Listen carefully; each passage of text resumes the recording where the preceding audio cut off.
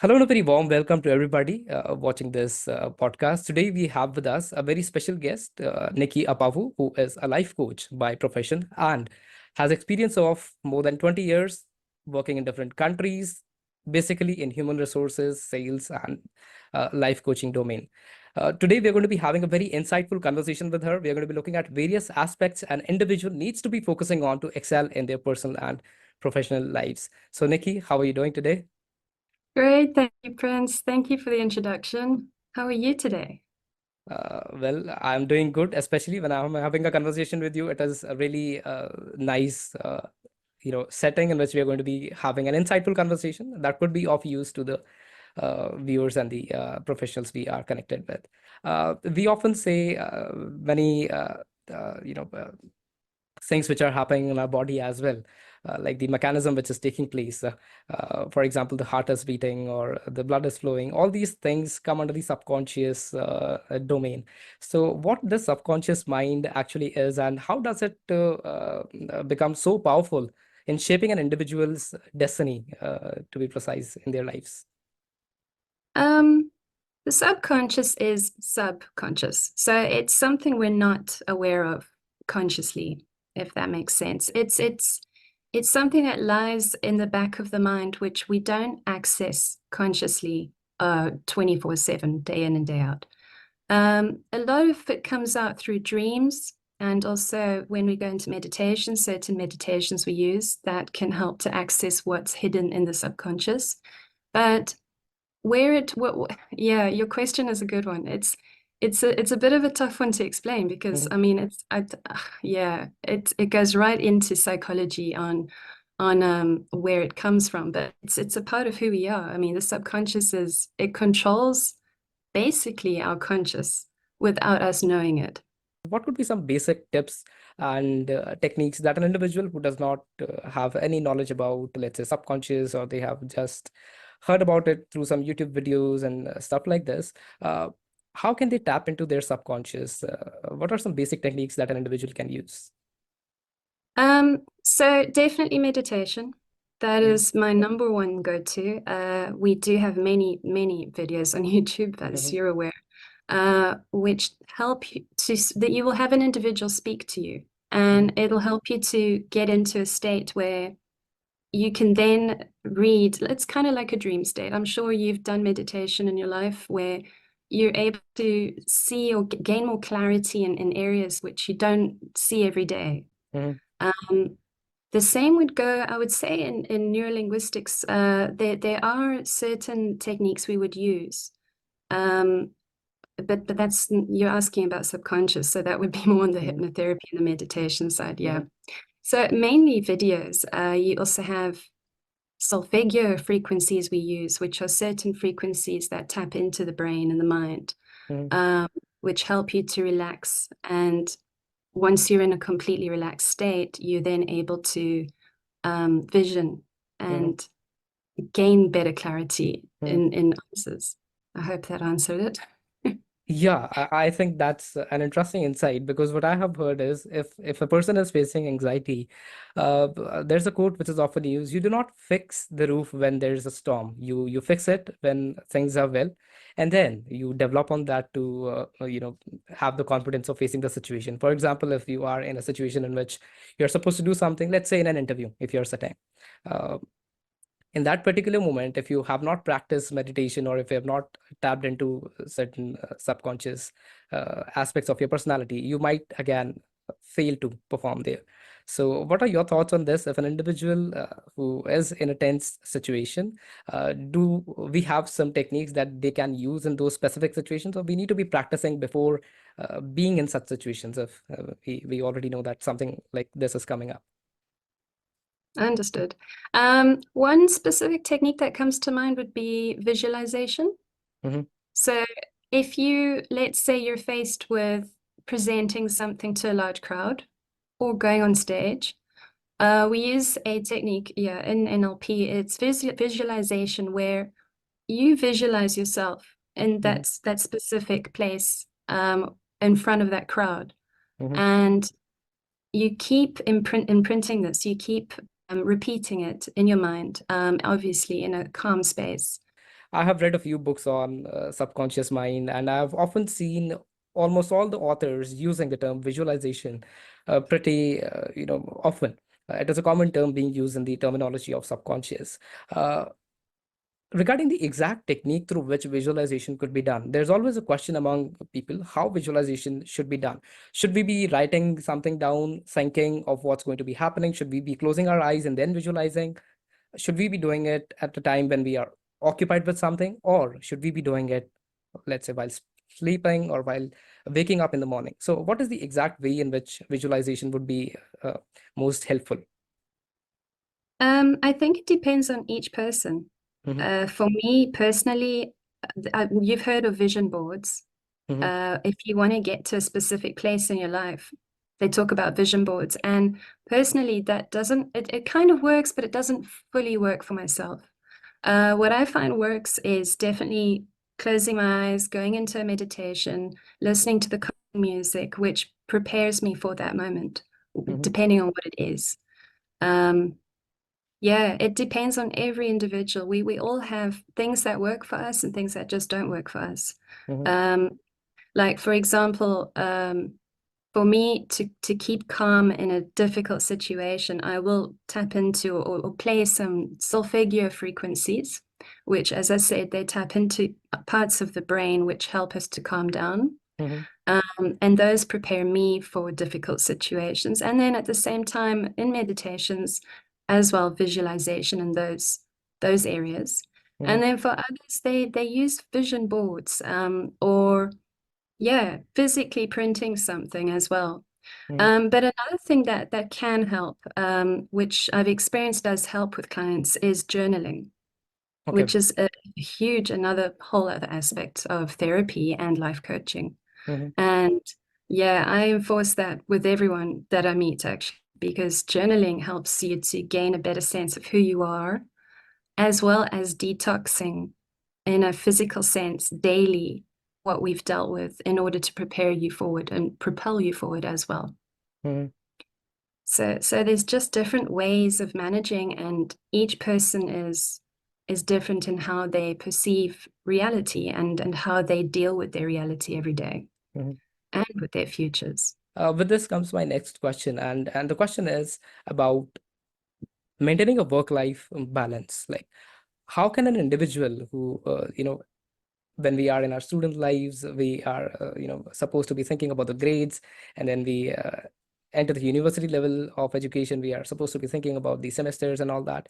And later on, we are supposed to be thinking about the jobs and bills and all that. So often people say the struggle never gets over. We start from our childhood, and then till the end, we are thinking about different issues. Though the issues change, but our mind is always occupied. So, how to strike a balance between being worried and being able to handle things like properly?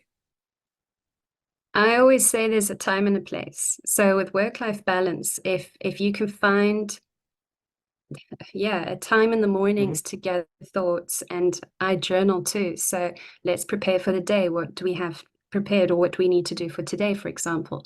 You spend a few hours on a specific topic or thing that you need to focus on. Then you take a break. And then again, you get back into whatever else it is. And then come nighttime, evening, that Hmm. is when we need to start to slow down and Hmm. unwind from the day. I often recommend meditations as well, or for the mornings. It Hmm. depends on each individual. Our schedules are different. Hmm. But if you can generally start the day, I would say, with journaling or meditation or both. Hmm. It sets you into a mode of being prepared and being able to handle it better and finding the balance. Hmm. And we all really need to find that, because I always say never switch on the news. Don't watch the news. That is Okay. one thing that actually I find harms us. Hmm. Um, it's all negative these days, as we know, unfortunately. Hmm. Some things we do need to know, but we hear about them, or if it affects us directly, then we should know about it. Hmm. But if you can stay away from it, I would say stay away from it. That's one recommendation. But yeah, starting off with meditation, ending with meditations, it's a way to just gather your thoughts and Hmm. get back to you. And that's a part of emotional intelligence, becoming more self-aware and looking after who you are as a person. If, let's say, I'm an individual, I do not know about neuroplasticity. If I learn about it, what could be the possible benefits and how can it impact my life?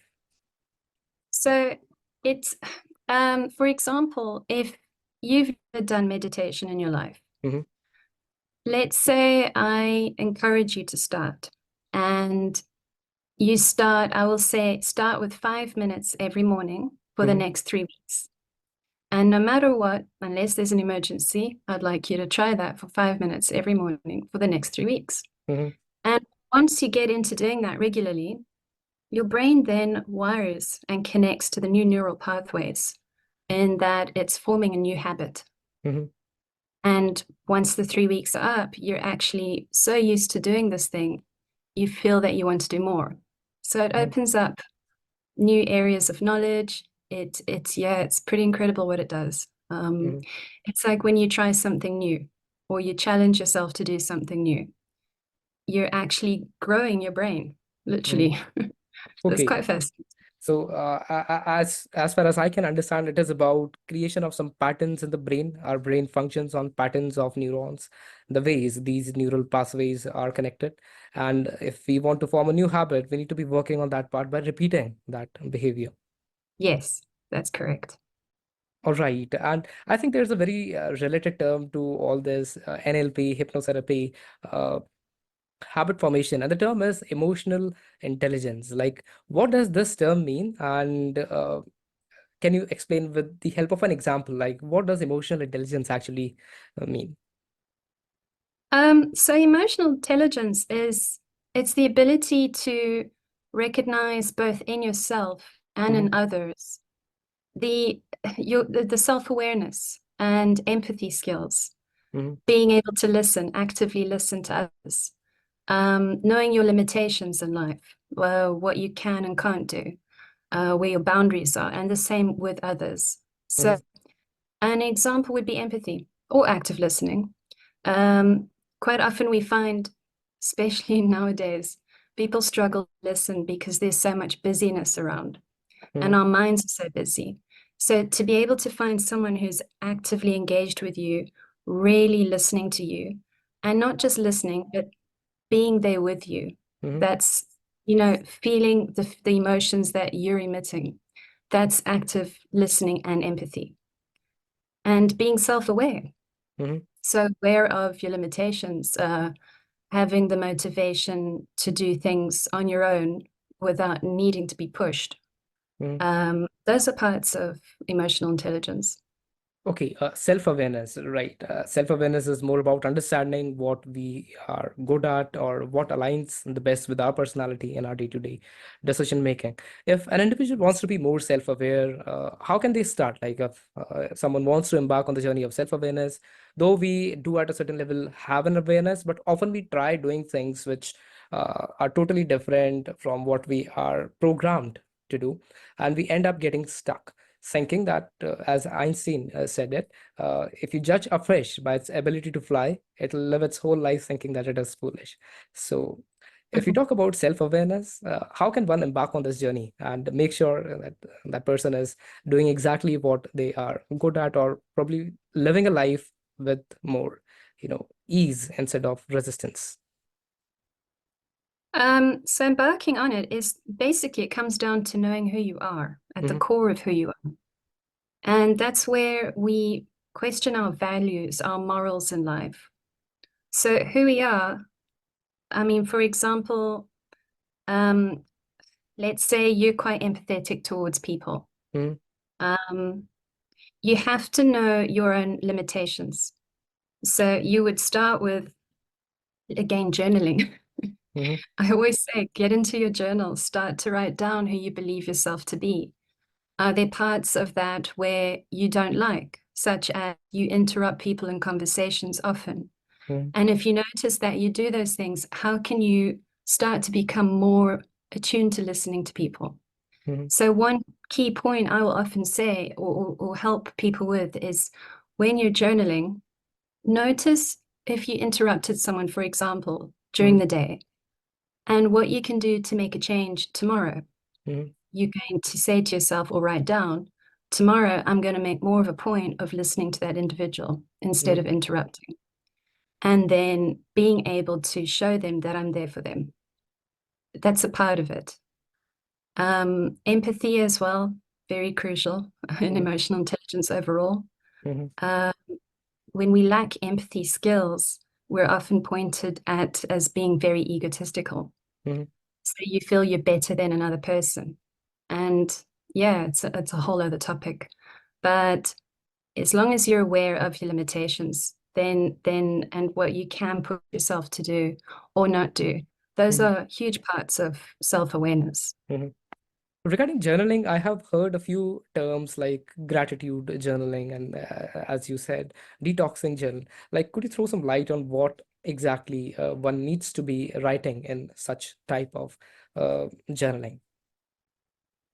So yeah, absolutely. Gratitude journaling, there are journals created specifically for that, but I Mm-hmm. think it should be in every journal every day. Mm-hmm. Um, I will always give a few points to begin with in journaling, which is what are the 5 things you're grateful for today? Mm-hmm. And generally, I would lean more towards evening journaling, but even morning is fine. What am I grateful for? I'm grateful for having a roof over my head, water to drink, you know. I'm grateful for my hands, my feet, because they get me places. Mm-hmm. Grateful for my brain, my mind. Mm-hmm. So we forget these. Grateful for the air I breathe. One huge one is I'm grateful for waking up, Mm-hmm. you know, thank you. It's something we take for granted more and more so in this in our chaotic lives. Mm-hmm. And when we see what's out there, but just being grateful for being alive is a huge thing. Mm-hmm. And I do think we take that for granted. So gratitude journaling is part of everyday journaling. It should be. Mm-hmm. We should be thankful every day for what we have. Mm-hmm. So as I mentioned previously, part of detoxing, I say detoxing journaling because some of my clients have said, can I type it out on on my laptop or my phone? Mm-hmm. And I will say, you will actually notice a difference. I've tried it myself, and I don't find typing it out on something is as effective as writing it down Mm-hmm. because you have a different perspective when you see yourself writing down on paper. Mm-hmm. It's as if you're really getting it out of your system. Mm-hmm. Whereas there's wherever we type, whatever we do on a computer or a phone, there's a digital footprint, right? Yeah. So with the detoxing journaling, you're literally getting rid of it. Excuse the pun. Oh, So so yeah. that's a part of today. I don't feel like I spoke to so and so very well. Tomorrow I'm going to try and do better and speak to them in a better manner, or as I said earlier, listen more, Mm-hmm. and speak less. Yeah, Mm-hmm. that's all a part of the detoxing Mm-hmm. process that's so important for us to do. I mean every day in the Mm-hmm. evenings, just before bedtime. And Mm-hmm. once you get into that routine, you'll find it becomes quite addictive. Mm-hmm. You have Yeah. a chat to yourself. Sorry, Prince. The famous quote by Anne Frank Mm-hmm. is paper is more patient than people. Okay, that's really nice. Paper is more Yeah. patient than people. All right. And she was correct in that, you know, Mm-hmm. paper listens to us. Mm-hmm. So we can have conversations with ourselves. That's also how you become more self-aware, is Mm-hmm. by learning who you are through paper, Mm-hmm. in my humble opinion. I think that's a really good one.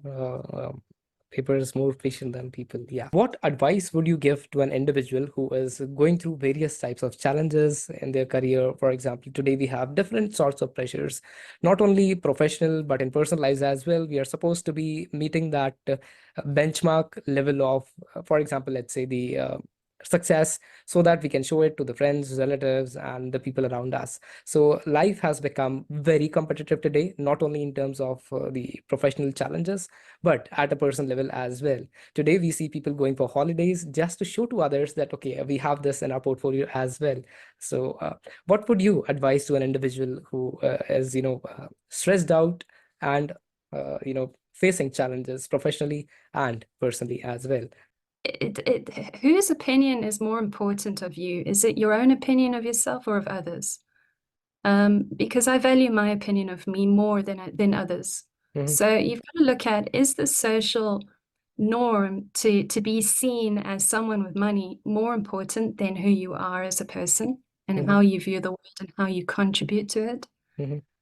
Those are questions you have to ask yourself. Do I really care what they think about me? or what Mhm. car I drive. Mhm. I mean, no one can tell you because they don't live in your shoes. Mhm. So that is, there's a saying from in NLP, the map is not the territory. And Mhm. that was, I think it was a German um, psychiatrist who originally came up with that. Mhm. We don't live in each other's shoes daily, so we don't know what people experience every day. Mhm. Um, you have to figure out what's more important to you. Do you really love materialism? Mhm. Is it a part of who you are, or do you love to contribute Mhm. to society? Yeah, it all starts with you. It starts with journaling. It starts with finding that quiet place in meditation. Mhm. It really begins with the silence, Mhm. and that's how we get answers and clarity. Yeah, asking the right questions and then figuring out what is important for us truly in our lives, right? 100%. Thank you so much for your time, Nikki, and looking forward to having more conversations like this with you on several topics in the future as well. So, really nice meeting you. Thank you so much for giving the insights, providing the answers so patiently with examples as well. So, I really Thank appreciate you, this. friends. And thank you for the tough questions. Okay. It's important to have the best questions. I Mhm. mean, that's what you get to the core of people are with the right questions in life. Mhm. Yeah, thank you for your time as well.